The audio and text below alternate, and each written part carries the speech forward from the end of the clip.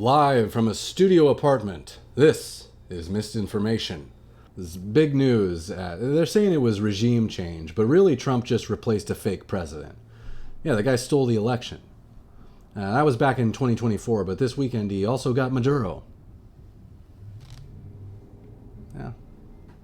This is a 2-for-1 deal right there. That's crazy. The second fake president. Point. Yeah, so for those of you counting, if you're a Democrat, you'll be excited to hear. Trump finally did an insurrection. Yeah. The first actual one that he did. So, the impeachment wasn't for nothing. He did come through in the end. Yeah, the whole thing was over and done with really quickly. Yeah, apparently, Trump came up with a plan from Tim Ferriss's new book, The 4-Hour War. Some practical advice in there. Well, it's a big day for Democrat fashion. Yeah, their new spring wardrobe just dropped. Expect that to be all over the catwalk in city streets, but burning the American flag. Well, Tim Walz announced he won't be running for Minnesota governor. Yeah, he said that with all the Minnesota fraud scandals, he's already going to be doing too much running.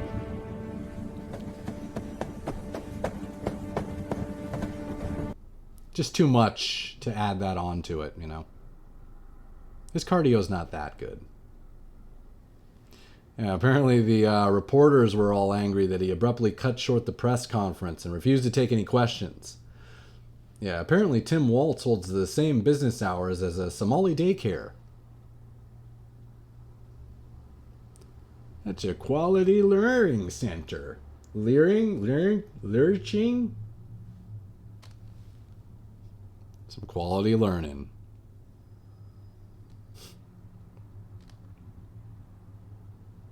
This is my goes hard joke. The one that would get me banned from TikTok. Let's see if I can do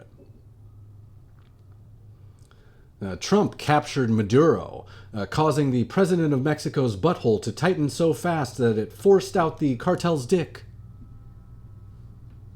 Yeah.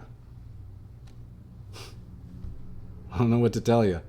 Some of these go hard. That's what she said.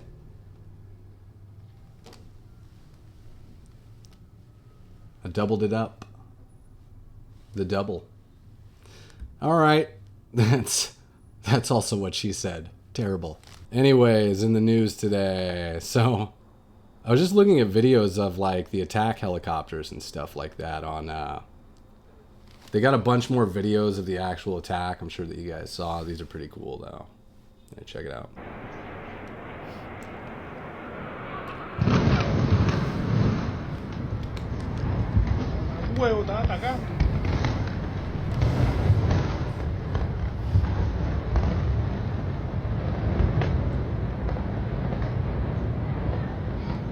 So what this video is saying is basically, and I don't know, there's a lot of this stuff that's kind of like up in the air, so I don't know how much of it is like confirmed or whether it's still sort of like fog of war area, but there are reports coming in that we did like a blackout, like right before going in.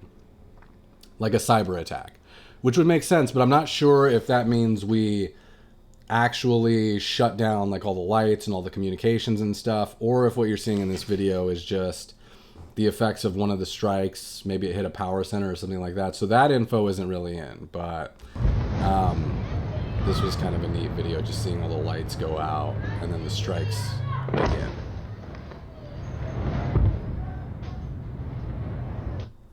Then we got the helicopters. This was another one that came in earlier today of the helicopters flying super low. These are all, by the way, they're really interesting. They're filmed just by like people in the houses in Caracas, you know, like filming this as it's going down. So like, can you imagine being in a country where you know that the U.S. might attack, but you're not actually sure if they're ever going to, and then all of a sudden you see this.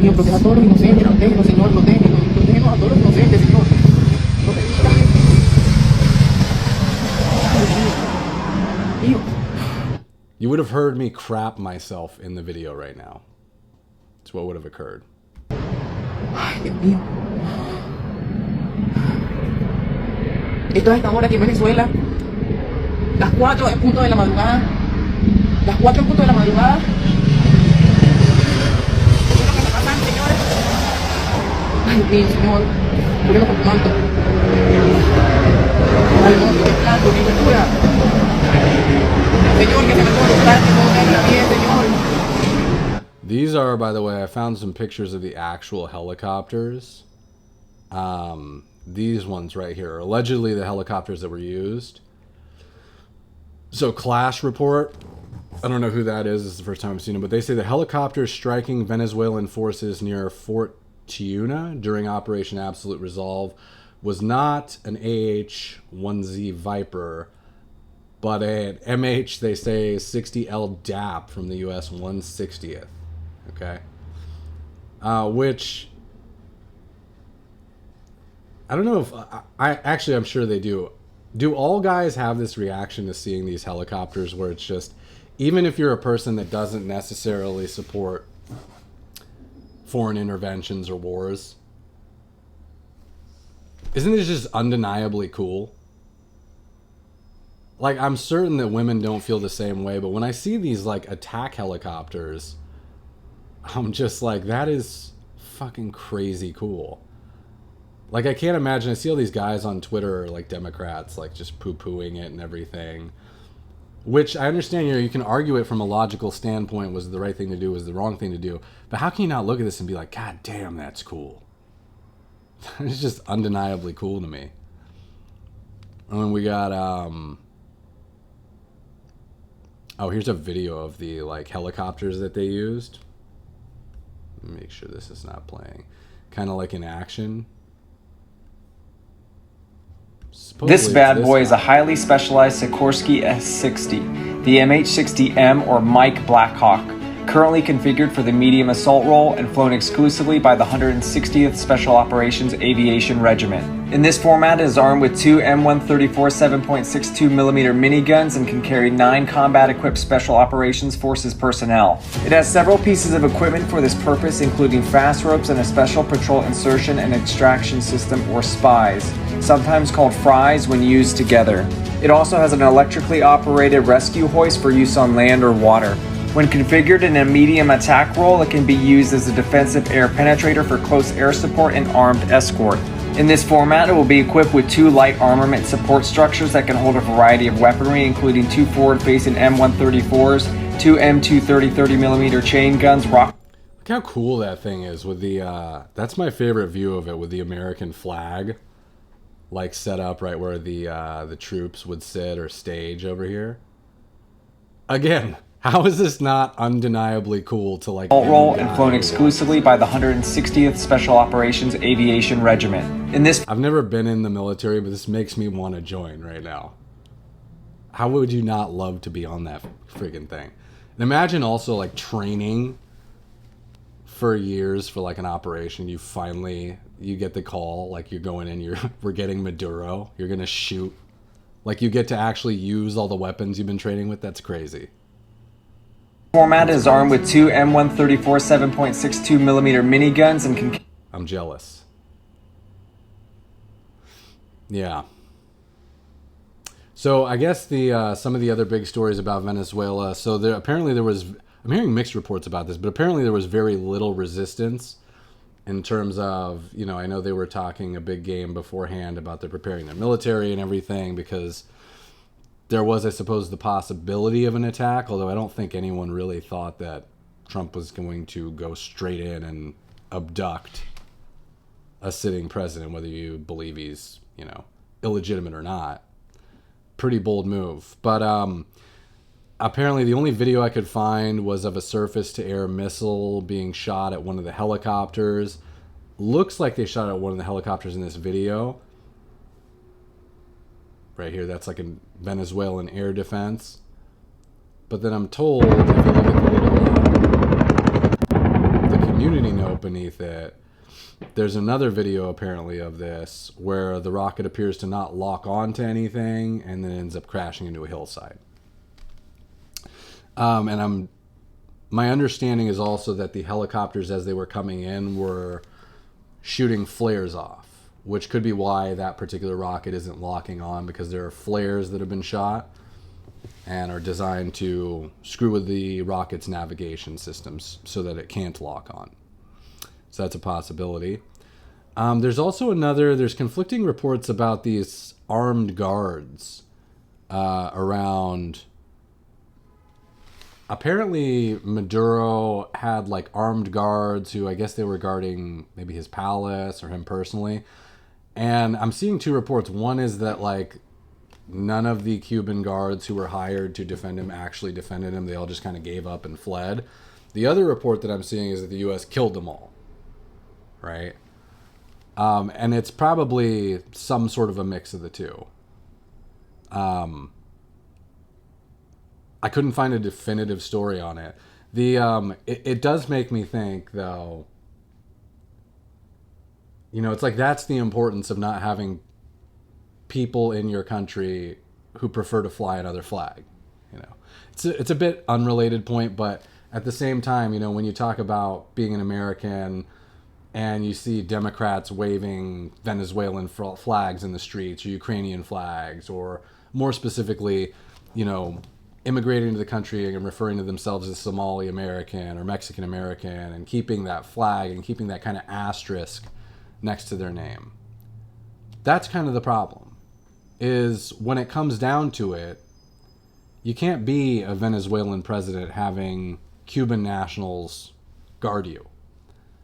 Because when shit hits the fan, that ain't their country, or they don't believe it, right? So, huge mistake from Maduro having another country's people try to guard him if they did in fact quit or surrender in large numbers. Again, I couldn't find anything like confirming that specifically, so. But I don't know. What'd you guys think of the whole thing? The whole raid? I've always been, you know, anti-US interventionist since the Iraq War. I think a lot of us have the same sort of story, you know. We didn't like the US intervening in Iraq. I'm a former liberal, and at the time, you know, it's like I said that like I'm a recovering alcoholic, but I'm a recovering liberal. At the time, I mean, it looked like a huge mess to me. It looked like something that we shouldn't have been involved in. You know, a foreign war that we were sort of stepping in. We were assuming it was going to be really easy. And I just thought this is going to be way harder than you believe. And turns out that was true. But I would caution people not to make the same mistake.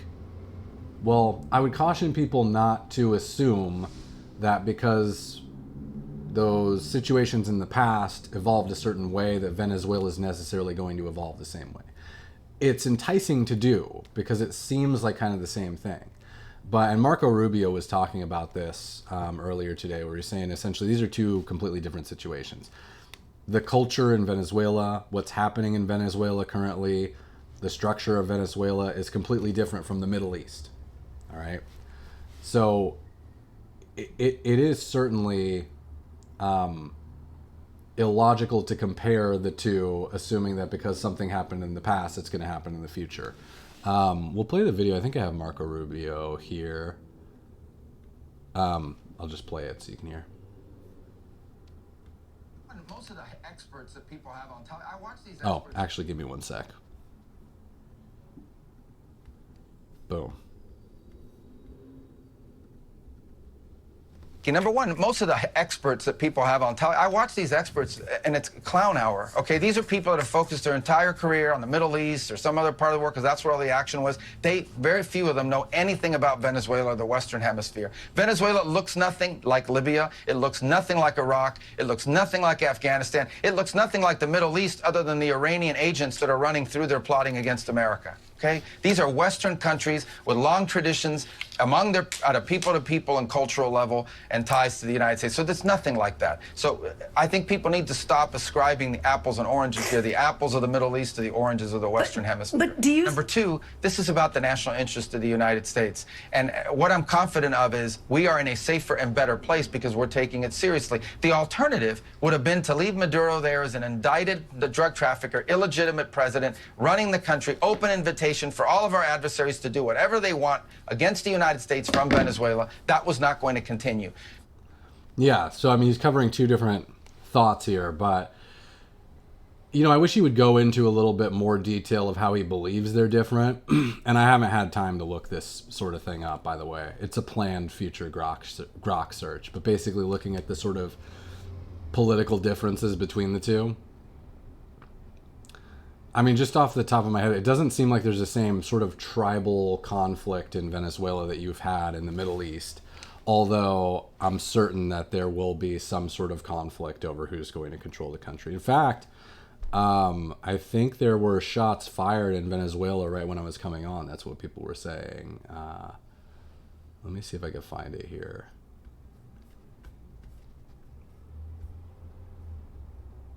Breaking, it says, heavy gunfire near Venezuela's presidential palace, circumstances unclear.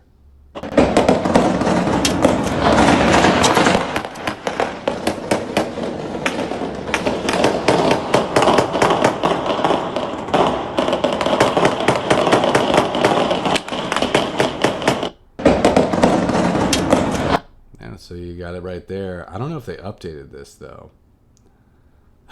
I don't know what BNO News Live is. Okay, so here we go. Update. Security forces opened fire after unidentified drones flew over the presidential palace in Venezuela, according to AFP. Guessing those were our drones? Says the situation is now under control.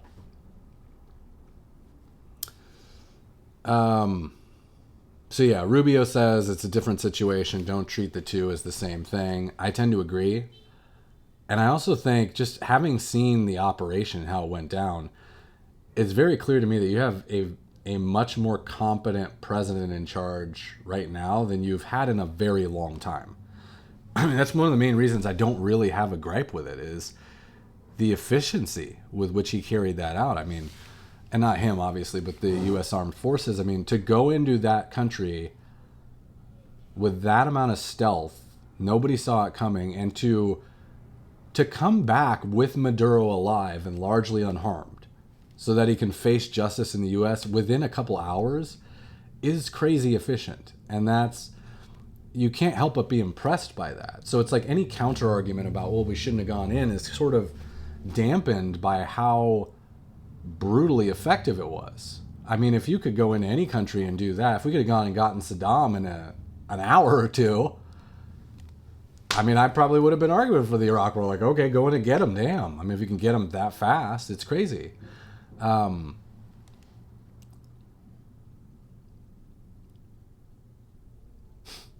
Just looking at my show notes. There's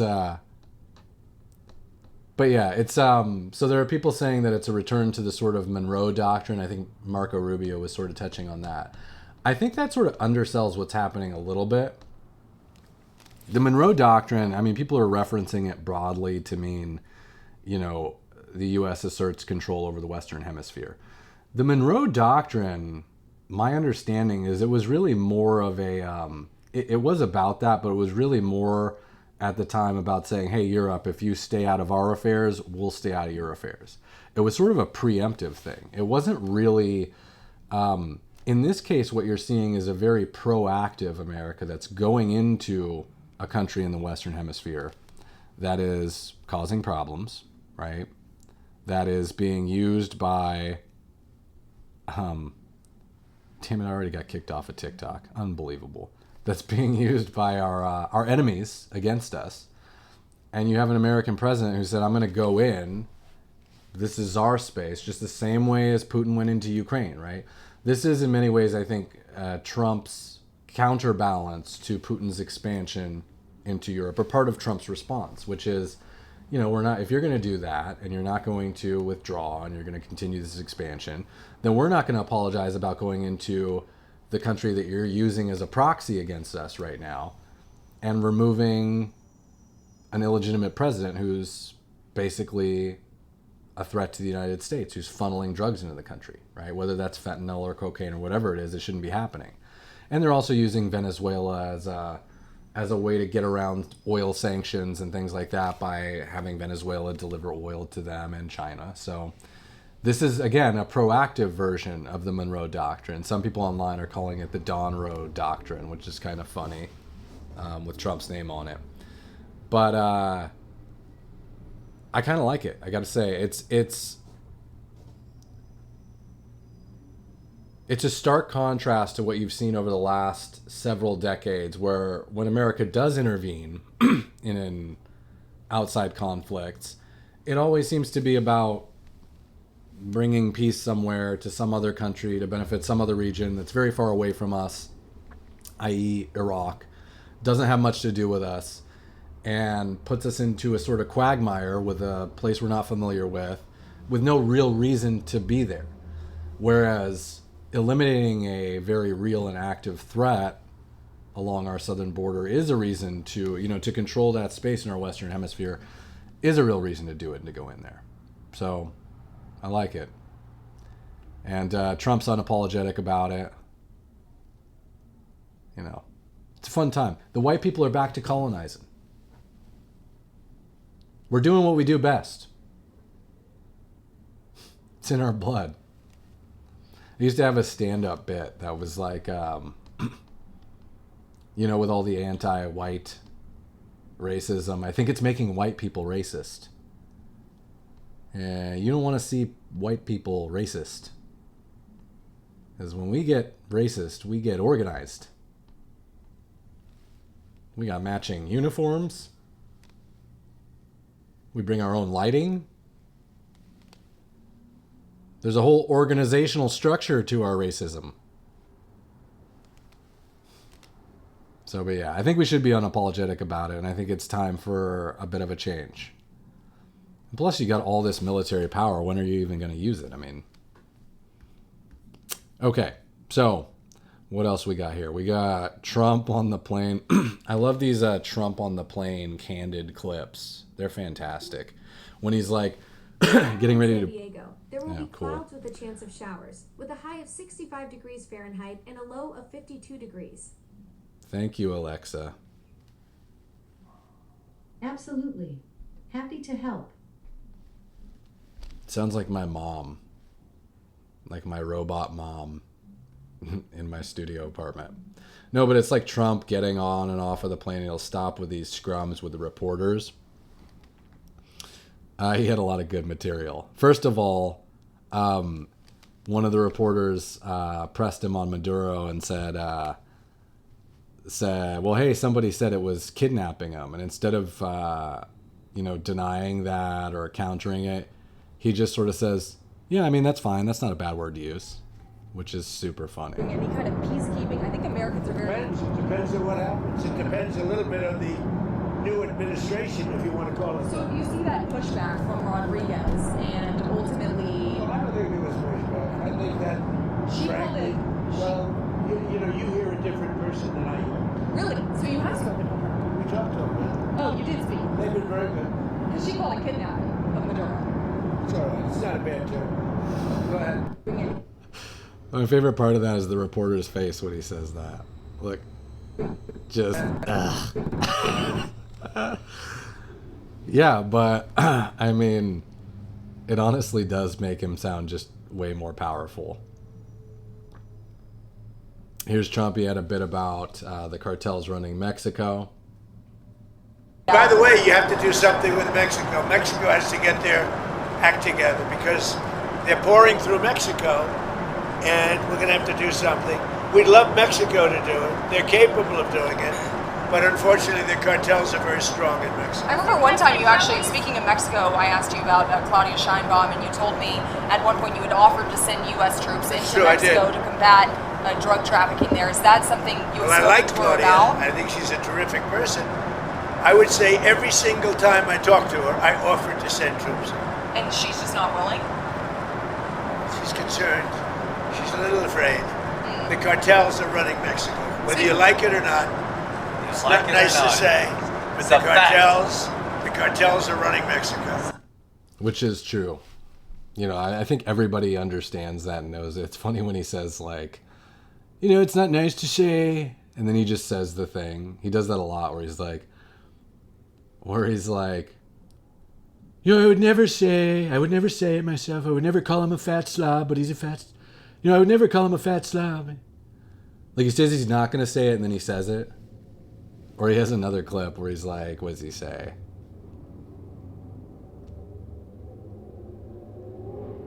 Kidnapping, not a bad term. I don't know. I have another clip of him where he says something like that in here. Oh, here it is. Here's an example. Venezuela right now. Have you spoken to the newly sworn-in president there, Rodriguez? And what are your thoughts on the entire situation? You said the U.S. would run Venezuela. We're dealing with the people. We're dealing with the people that just got sworn in. And don't ask me who's in charge, because I'll give you an answer and it'll be very controversial. What does that mean? It means we're in charge. Have you? Don't ask me who's in charge, because I'll give you an answer. It'll be very controversial. We're in charge. We're in charge. He teases it, and then he just says the thing. It's super funny. Talks about Tim Walz. This was a big deal today. So Tim Walz has apparently dropped out of the governor's race for Minnesota, which,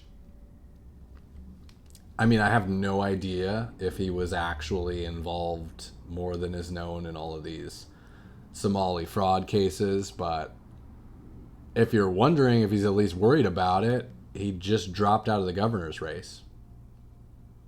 Which is funny, all the leftists online are like, oh, Tim Walz was such a good guy and he was bullied into leaving. Like, all the right-wing crazies drove outside of his house and called him retard. And I'm like, you mean to tell me the only thing we have to do to get every Democrat to quit is just to yell retard at them? That was the key? That was the secret sauce all along? We can do that. I didn't realize it was so effective. No, that's crazy. So, yeah, I mean, if you're wondering if he's involved, it certainly looks pretty suspicious that he left. Here's Trump ripping into Waltz here from the plane. One thing we haven't heard you specifically react to is the Minnesota fraud that we've seen play out. Well, it just doesn't get worse. I'd reacted. It's almost not even believable. This very stupid, low IQ governor, he's a very stupid man, because, you know, I had a campaign against him, JD, and he's a stupid man, and he's a corrupt. How many times can you say stupid? You know, Trump's very good at persuasion. One of the biggest things with persuasion is repetition, right?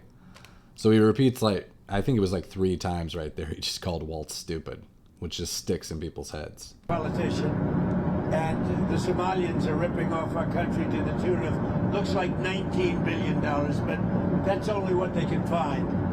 So usually when you look at it 19, that would mean it could be 50. But the numbers are astronomical. Think of it. They have a dead country.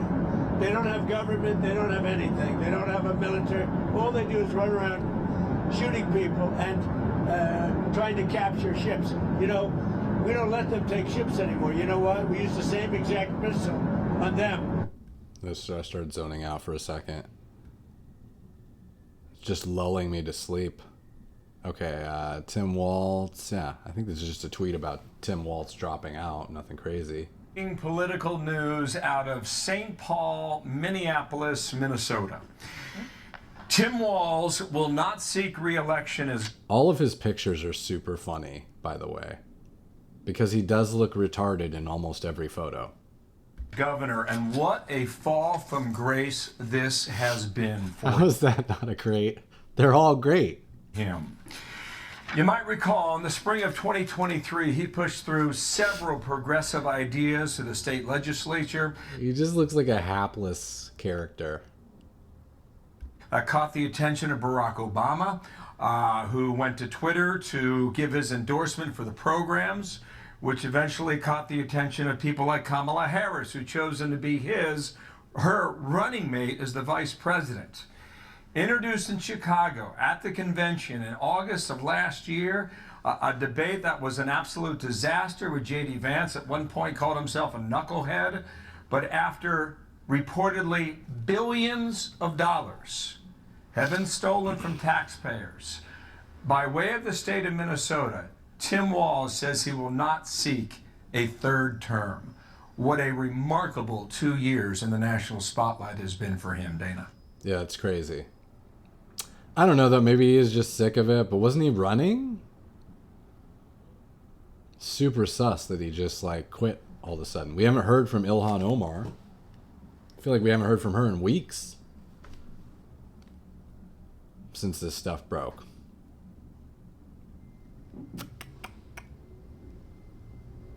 Oh my gosh, there's just so much random stuff. Apparently there was a hammer attack at J.D. Vance's house. This was reported today. Vice President J.D. Vance's home was targeted in what could have been a much more serious attack. The suspect has been arrested. Political violence, blah, blah, blah. That picture, scrolling down on that photo will take you by surprise. That's a bit of a jump scare. Now, I mean, this is not 100% confirmed, I suppose, but people are saying online that this is a trans person, or this is a person who identifies as trans. They use the term troon. I guess it's a cool way of saying it. I'm not that familiar with it, but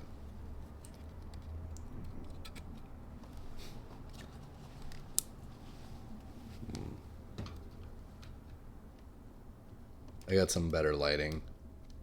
Probably actually kind of shittier. Let's get that shit. Okay. Oh, look at that beautiful sheen on the left side of my face here. Anyways, this is crazy. I can't... Number one, how does this guy get right up to the vice president's door? Like, what's going on with this? Every time I hear one of these stories, I'm like, how is any politician alive? I mean, I hate to say it, but you see, Trump's already been shot at a rally. J.D. Vance, if some kid could walk up to his house and just start bashing in the windows, like, that's insane. He doesn't have any type of guards out. If I were even vice president, if I were like a press secretary, I'd have like 8 armed guards outside of my house every single night. And drones patrolling the place. Like, what the hell is this? Turns out you could just walk right up. He was trying to pull a Trump Maduro on J.D. Vance. He was inspired by that Venezuela thing. This kid snuck in the dark of night. He almost snatched up the vice president. Ambitious. But no, seriously, I mean, that's scary. Where is it? J.D. Vance had a tweet about it. Oh, well, I don't think I have it here. But in any case, he was just saying, J.D. Vance was saying, you know, he takes his private life very seriously. He has a daughter to protect. And so he's a little bit suspicious as to the reason for the press to be publishing pictures of his home with the windows bashed in. So I guess maybe somebody published a photo of it, and he was not happy with that, which is understandable. What else we got? This just dropped sort of at the end of the day. End of the day news was Trump. This is such a crazy timeline we live in. End of the day drop. Trump changed the vaccine schedule and told women to stop taking Tylenol. I remember like 15, 20 years ago when remember when Jenny McCarthy was like, became a social societal outcast for daring to say that vaccines might cause autism, and people like ostracized her from society for it. And now you have the president like coming out and dropping this, you know, we're going to change the vaccine schedule and it's all been wrong to begin with, basically, is what he's saying. And no one even really, I mean, I guess people are arguing with it, but it's much more widely accepted as kind of being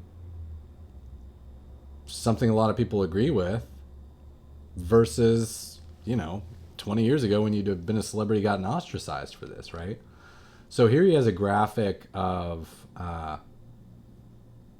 the European Union's vaccine schedule, which is 11 injections versus the United States, which is 72, which does sound like a lot.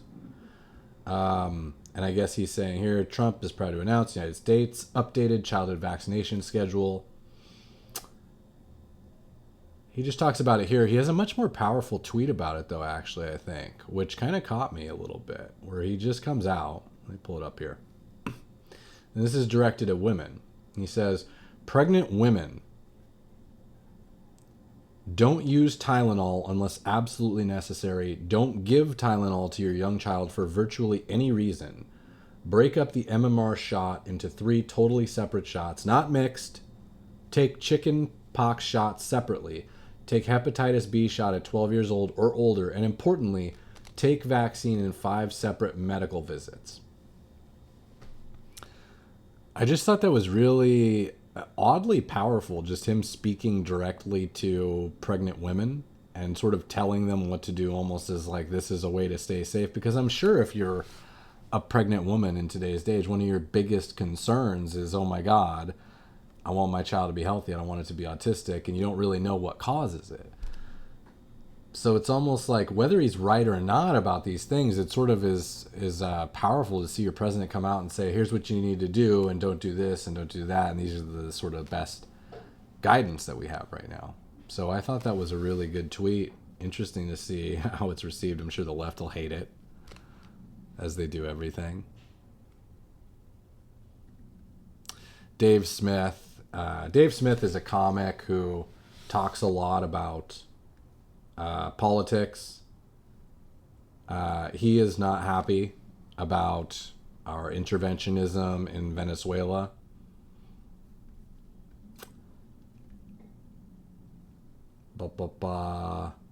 I think this guy's an idiot. He really bothers me. I'll show you the thing that bothers me the most about him. Here's how you can tell he's a fake intellectual. He uses the phrase war of aggression, and he's used it multiple times. Here we go. This is probably most recently, June 21st. Donald Trump has now launched an illegal war of aggression against Iran. Okay, so first of all, what came of that? Pretty much nothing. The risk of an absolute catastrophe is very high and the benefits are non-existent. Worst of all, he did it on behalf of a foreign government, blah, blah, blah. So first of all, what war is not a war of aggression? The aggression part is implied by the war. I assume he's trying to say he started a war, but I hate the fact that he's calling it a war of aggression. He uses that, you know, he does it to like sound smart and make a point. Here we go again. Israel has launched a dangerous preemptive war of aggression versus a war of pacificity.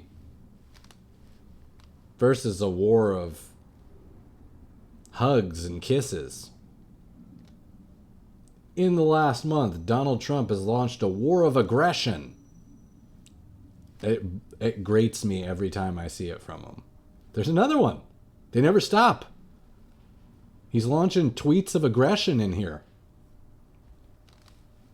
Anyways, there's that stuff. What else? Anything else today?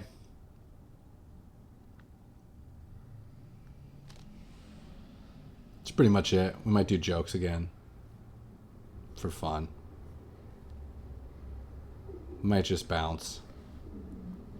We'll try to do tomorrow night. Probably will be later. Most likely because I got some stand-up comedy stuff to do tomorrow. But I'll try to post it like the time and stuff on Instagram and on the TikTok. Anyone have any questions while you're here? I see a chat open. I see nobody talking. What are you guys, high? What's happening here? I'm about to go do some probably stand-up comedy in a sec. I gotta work out too. I do it all in my suit. I lift weights in the suit. I go for a run. I come back, change out. All right. Well, I'll catch you guys later. We'll be live streaming Monday through Friday this week. All right. Have a good night.